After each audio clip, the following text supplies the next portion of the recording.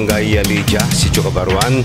Ito po yung puno ng akasya na naputol ang ibang sanga at ito ay tumama sa bubong ng isang bahay pero wala namang nasugatan.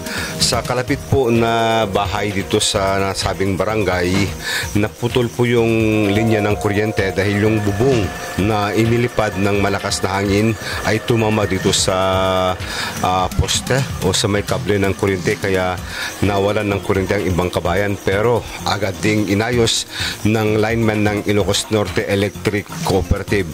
Dito naman po sa bandang likod, nakita po natin itong bubong ng pugon ay talagang wala o wasak yung nilipad ng malakas na hangin ang bubong na ito. Mula dito sa kinatayuan po natin hanggang sa may kalsada, dito tumama ang bubong ng pugon. Ating makapanayam si Tatay Rogelio Alejo. Rogelio Alejo. So sir, gaano po kalakas yung hangin kahapon? Ay na, malakas po. Malakas. Talagang katulad ng bagyo, mas malakas pa siguro. Gaano nagtagal yung malakas na hangin? 30 minutes. Saan tayo noon kahapon? Sa loob ng bahay? Sa bahay po. Oo. Anong naramdaman natin noon? Ay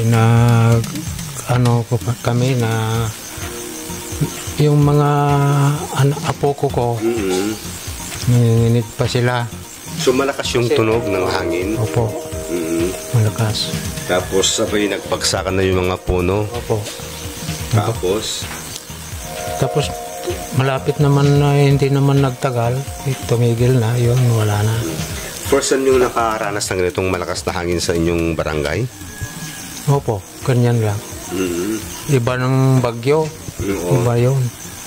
So napano na yung bubong? Wala na, nawasak na? Nawasak na po. Hindi, walang nasugatan po sa inyong barangay? Wala naman po. So may pangamba kayo? May takot kayo pag tuwing lumalakas yung ulan? Okay, ito makaibigan si Manong Rogelio Alejo. Manong Rogelio Alejo.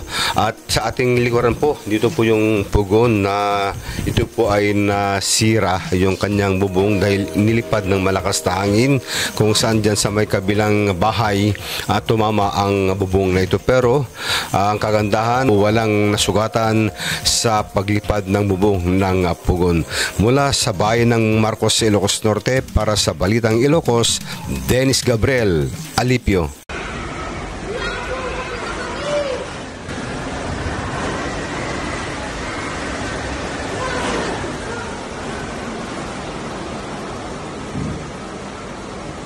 Ikut pun sama, dia tahu.